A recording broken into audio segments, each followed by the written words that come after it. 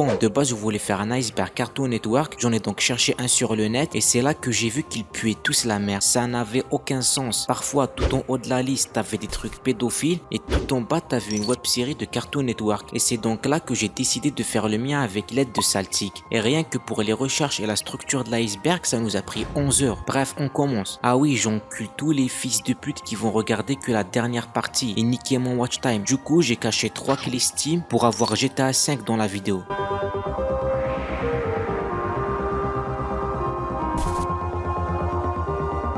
Pendant 34 heures, la chaîne Cartoon Network a fait que de diffuser des épisodes de Teen Titans Go. Plusieurs gosses ont découvert c'était quoi une overdose ce jour-là. Oui, bon, je sais que l'anecdote pue la merde, mais c'est qu'il début, frère. C'est un city, une ville fictive en 3D créée par Cartoon Network où vivent ensemble tous les personnages de la chaîne et ils interagissent entre eux. C'est un peu un Lost Media mais il y a beaucoup d'animations qui sont disponibles sur YouTube pour ceux qui veulent les mater. CNReal est une chaîne créée par Cartoon Network et le but c'était de mettre des sitcoms ou de la télé-réalité comme par exemple The Other Side, Bob Says ou encore Build Destroy et la chaîne a plu à personne, tout le monde a détesté, les utilisateurs ont même décidé de la bloquer et en plus de ça toutes les émissions étaient plus ou moins des plagiats donc gros flop, aucune série n'a vraiment marché, c'était un fiasco monumental. What Cartoon est une série contenant 48 courts-métrages car la chaîne avait décidé de donner carte blanche à des animateurs. Ils avaient le droit de faire à peu près tout ce qu'ils voulaient et ils en ont fait une petite série de 48 épisodes. Et pendant presque 30 ans, c'était des Lost Media. Ils ont été retrouvés en 2019, 32 ans après leur dernière diffusion. D'ailleurs, c'est même comme ça que le laboratoire de Dexter a été créé et j'en ai parlé dans ma vidéo sur l'histoire de Cartoon Network. Pour vous expliquer, vous voyez l'expression kabyle qui dit Sbahd l'imam, l'achad imminent. Le créneau de Cartoon Network c'était ça. Le matin, Gumball, Clarence, des dessins animés et la nuit... Changement d'ambiance noire, tout de folle. Cartoon Network était dégagé parce que là c'est l'heure de Adult Swim et c'était des dessins animés pour adultes du genre Rick et Morty. Et si vous aimez ce genre de dessins animés, j'en ai fait 2 vidéos où je vous recommande les meilleurs d'entre eux. La fin de Samurai Jack est très sombre, mais avant, lui c'est Jack, le héros, lui c'est Aku, le méchant de l'histoire, il a détruit le royaume de Jack, a régné sur le monde pendant des années, et elle c'est Hachi, elle et ses sœurs ont été créées par Aku dans le but de tuer Jack, sauf que Hachi a appris à connaître Jack et elle a décidé de l'aider dans sa quête, c'est-à-dire l'aider à retourner dans le passé pour tuer Aku avant qu'il détruise son royaume et prenne le pouvoir. Et ils sont plus ou moins tombés amoureux, sauf que quand Jack a tué Aku dans le passé, ça a fait disparaître Hachi. Bah oui, c'est Aku qui l'a créé après sa prise de pouvoir. Et à la fin, on voit Jack qui a sauvé le monde, mais qui est plus triste que jamais parce qu'il a perdu l'amour de sa vie. Et ça, les fans, ils l'ont jamais accepté. Du coup, ils ont décidé d'inventer une fin alternative où soit Jack est resté dans le futur avec Hachi, soit une autre un peu plus perchée où Hachi a survécu grâce à un bug de la matrice de la timeline, je sais pas quoi. Bref, ils étaient désespérés.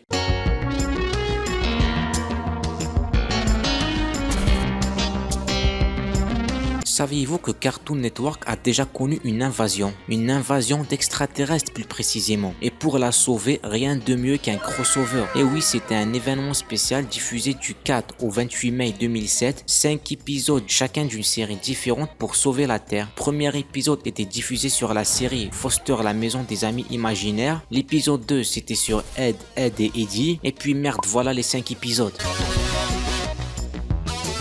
À un moment, le staff de Cartoon Network ont pété un câble le 2 juillet 2022 plus précisément parce qu'ils ont décidé de poster le géant de fer en boucle Pendant 24 heures. mais c'était beau parce qu'à sa sortie, le film il avait grave flop. Mais Cartoon Network, soit ils croyaient en le film, soit ils avaient mal digéré le flop et ils ont décidé de le promouvoir en le postant sur la chaîne. Ils l'ont pas fait qu'à moitié parce que pendant 24 heures, il y avait que ça et ça a aidé à faire connaître cet incroyable film. En voulant surfer sur le succès des Super Nanas, Cartoon Network ont sorti les Super Nanas Zeta, qui est un animé où les 3 filles sont adolescentes et personne n'a aimé. C'était un gros flop, c'était même un peu gênant et la voix de Bull en VF est insupportable. Moi j'ai Mozart enfermé dans ma tête. Et les pauvres Super Nanas, on n'a pas fini de les enculer. Attendez. Ok. Et les pauvres Super Nana, on n'a pas fini de gâcher la série parce qu'ils ont voulu faire un live action où les Super Nana sont adultes et en plus c'est en live action. Le trailer a leak et là c'est douche froide. Personne n'a aimé, absolument personne. Et la série a été annulée heureusement. Total Drama est une émission canadienne et Cartoon Network avait acheté les droits pour la diffuser. Sauf que ça a créé que des embrouilles parce que la série était complètement sabotée. Déjà le mot ça craint a été censuré. Dans la saison 1 de la version originale, ce mot était prononcé 42 fois et sur Cartoon Network 0. Le créateur de la série a même dit que c'était stupide de vouloir censurer ça. Et même les enfants ils ont dit à Cartoon Network mais qu'est-ce que vous foutez? On n'a pas besoin d'être protégé des mots comme idiot ou ça craint. Et niveau série, il y a tout ça de censuré.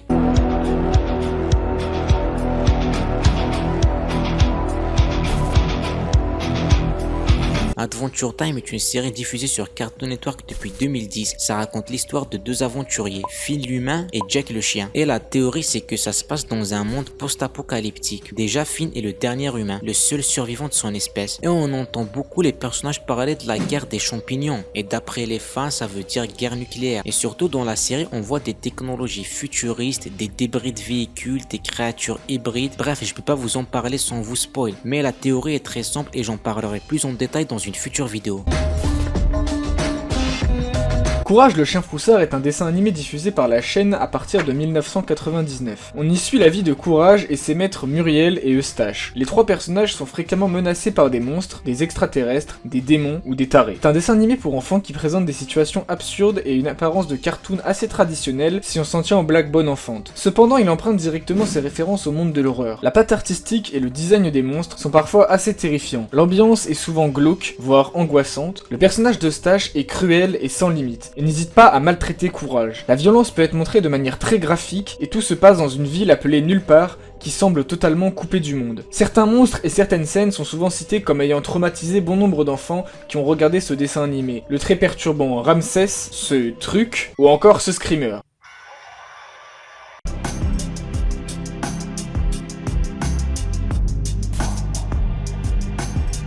Tout le monde connaît les Griffins, ils étaient diffusés sur Adult Swim aussi d'ailleurs. Mais personne connaît son précurseur, Larry and Steve. De base la série ressemblait à autre chose. Ça racontait l'histoire d'un vieux, Larry, et de son chien Steve. Et l'épisode pilote est disponible, il a été posté dans What Cartoon d'ailleurs. Yuri Spaceman est une série animée en 3D diffusée en 2002 qui contient 26 épisodes et pendant 2 décennies, la série était un lost media. Des internautes la cherchaient partout et c'est que le 1er janvier 2023 qu'elle a été retrouvée 21 ans plus tard. En gros, il manquait 6 épisodes et c'est un mec de Reddit qui s'était rappelé qu'il avait enregistré toute la série en VHS. Il a dit ça en mai 2022 et il a attendu le nouvel an pour tout poster. Et le dessin animé est un peu bizarre. On aime tout dormir.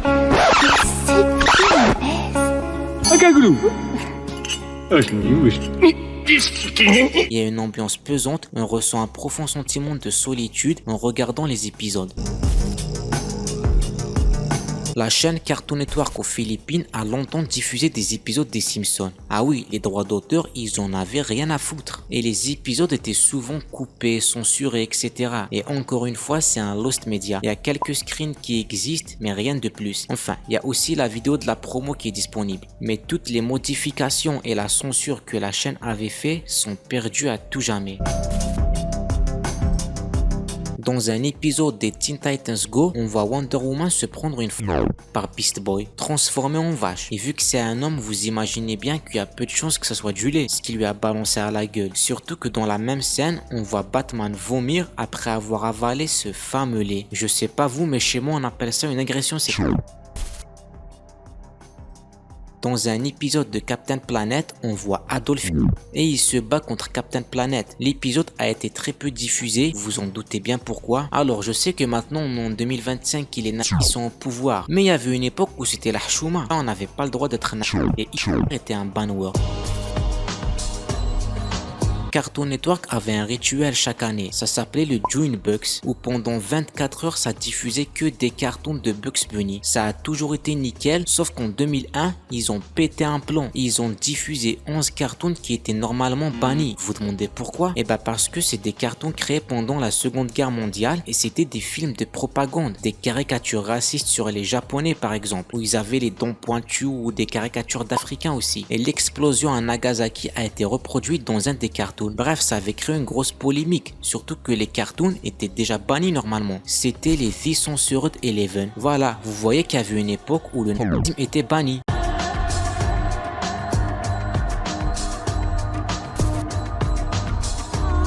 Le 16 novembre 2012, les enfants qui regardaient Le Monde Incroyable de Gumball ont été interrompus pendant 30 secondes.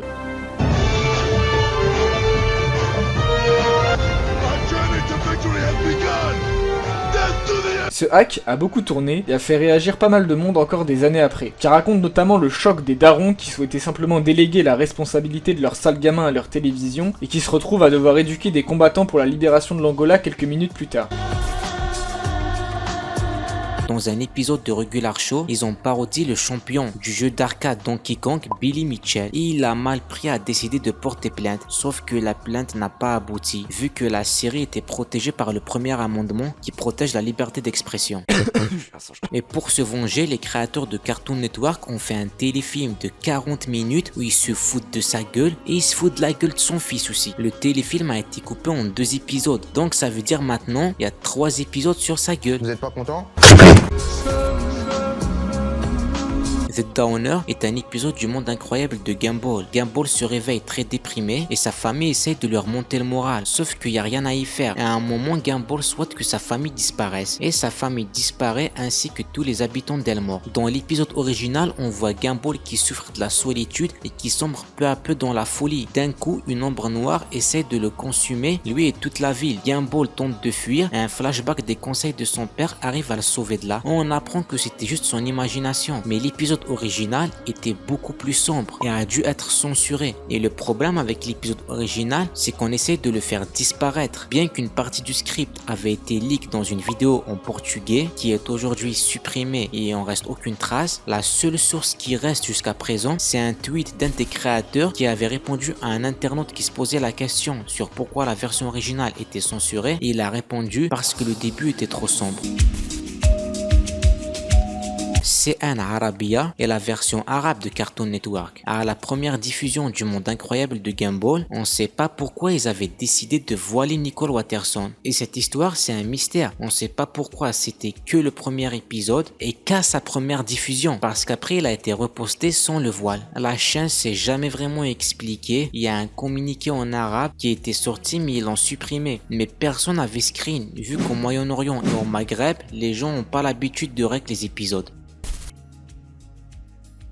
Un matin de 2009, la chaîne de télévision Turner Classic Movies a accidentellement confondu sa transmission avec celle de Cartoon Network, une autre chaîne appartenant au groupe audiovisuel TBS. Le youtubeur Rebel Taxi raconte avoir vu aux alentours de 9h un film russe avec une image granuleuse et un plan d'un enfant dans l'eau pendant qu'un vieil homme lui saute dessus. À partir de ce témoignage, on a identifié le film à L'Enfance d'Ivan, un film de 1962 qui raconte l'histoire d'un enfant orphelin à cause de la Seconde Guerre mondiale qui devient éclaireur pour l'armée soviétique. On y voit la guerre de manière crue, y compris des cadavres, des ruines, et évidemment le traumatisme d'un enfant hanté par toute cette violence. Bon, autant vous dire que le public cible ne se trouvait pas vraiment sur Cartoon Network.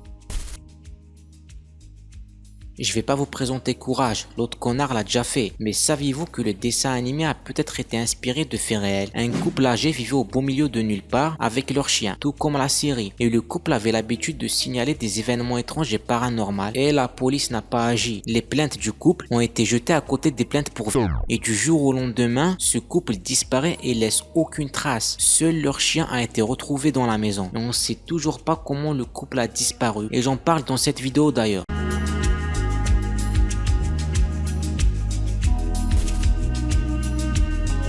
Le 7 février 2008, les abonnés de Comcast à Nashville, dans le Tennessee, ont eu la chance de voir de la pornographie sur Cartoon Network via le fournisseur de câbles. L'incident qui s'est produit tôt le matin a été diffusé pendant au moins 1 heure. Le vice-président du fournisseur Comcast de Nashville, John Goder, s'est excusé et a déclaré « Nous nous excusons pour les désagréments que certains de nos clients de la télévision câblée Comcast du Middle Tennessee ont subi jeudi en raison de problèmes très inhabituels. Il semble qu'une chaîne de cinéma par abonnement ait été diffusée par inadvertance sur d'autres chaînes qui diffusent normalement des informations, des émissions pour enfants et d'autres programmes de divertissement. Nous prenons les mesures nécessaires pour que cet incident très inhabituel ne se reproduise pas. » Comcast a déclaré que les ingénieurs pensaient avoir résolu le problème qui s'est produit sur plusieurs chaînes du câble à minuit plus tôt dans la nuit. Mais l'erreur est réapparue vers 4h du matin. Un internaute raconte notamment que l'incident s'est produit lorsqu'il regardait Dragon Ball Z et que cela ne l'avait pas spécialement dérangé. Bon bah, vous avez fait un heureux au moins, vous pouvez essayer d'en tirer du positif.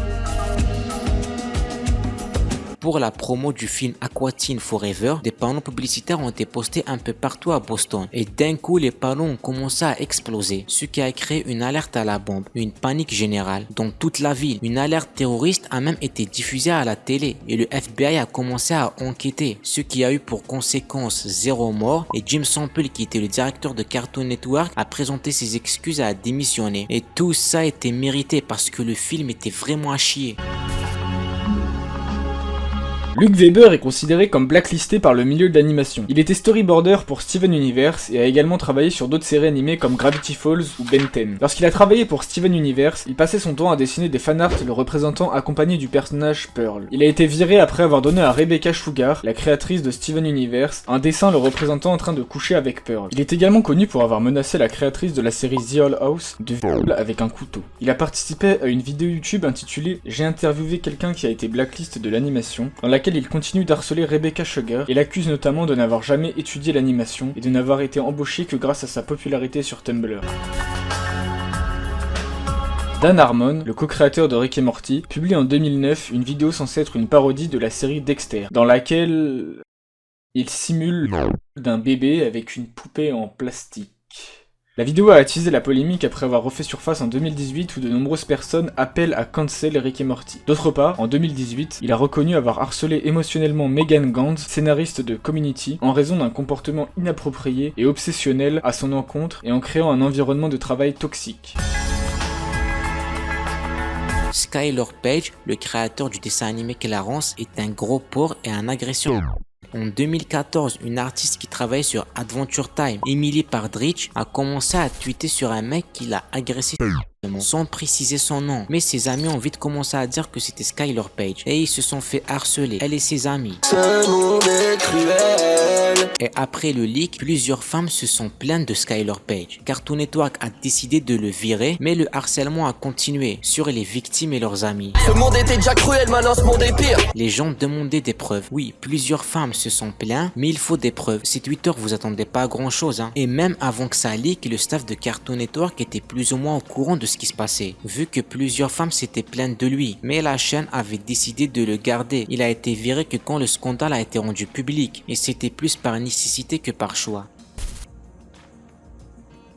Kyle Carrozza était un animateur de chez Cartoon Network. Il a participé au storyboard d'Adventure Time, Teen Titans Go ou encore Fish-Hook. Il a également doublé une douzaine de personnages. Mais il travaillait pas que pour Cartoon Network, vu qu'il a travaillé sur le film Bob l'éponge, un héros sur de l'eau. Et c'était aussi le créateur de la série Les épées méga magiques. Donc c'était un mec qui pesait. Mais le 20 juin 2024 à 7h30 du matin, un mandat de perquisition a été émis chez lui et la police a trouvé plus de 600 images pédopornographiques. Il a été arrêté et le procès est toujours en cours. Et malgré la dinguerie qui a été découverte, il encourt entre 1 à 3 ans de prison et 2000 € d'amende. Je tiens juste à vous rappeler que Julian Assange a pris plus de 5 ans parce qu'il a montré l'armée américaine qui tue des civils irakiens. Paul Boyd était membre de l'équipe de production du cartoon Ed, Edd et Eddy. Au cours des années 1990, il a enseigné à de nombreux jeunes animateurs à l'école de cinéma de Vancouver. Il a également eu une très bonne carrière d'animateur pendant 15 ans. Ses derniers travaux furent des publicités animées qu'il a réalisées pour le gouvernement de l'Alberta.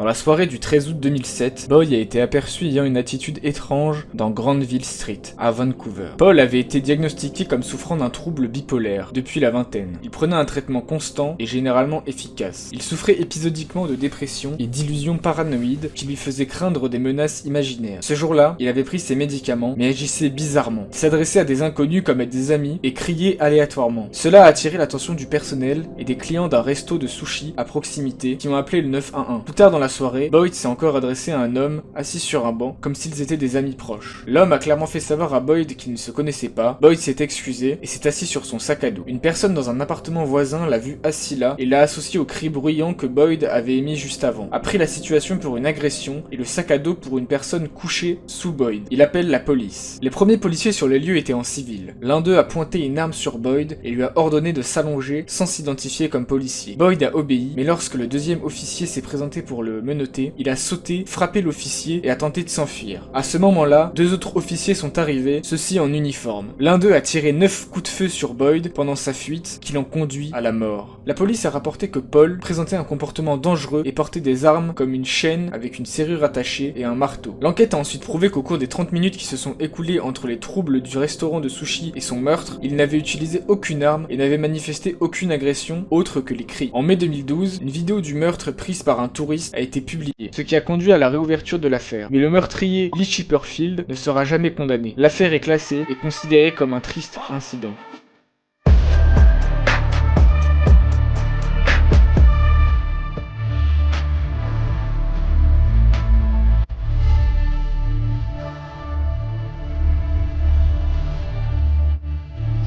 Ouf, cette vidéo est enfin finie. Avant tout, je tiens à remercier Saltic. Il m'a donné l'idée de la vidéo. Il m'a aidé à faire l'iceberg, que ce soit pour les recherches ou l'écriture. Il était carrément plus motivé que moi, ce suceur. Son Twitter est en description. Merci aussi à Val pour sa courte apparition. Sa chaîne où il parle de virus, pour les moins attardés d'entre vous, est aussi en description. Et n'oubliez pas de liker, de partager et de vous abonner. Ça m'a pris vraiment du temps cette vidéo de merde. Et surtout, rejoignez le Discord en description. Et j'ai posté l'iceberg pour ceux qui veulent le voir.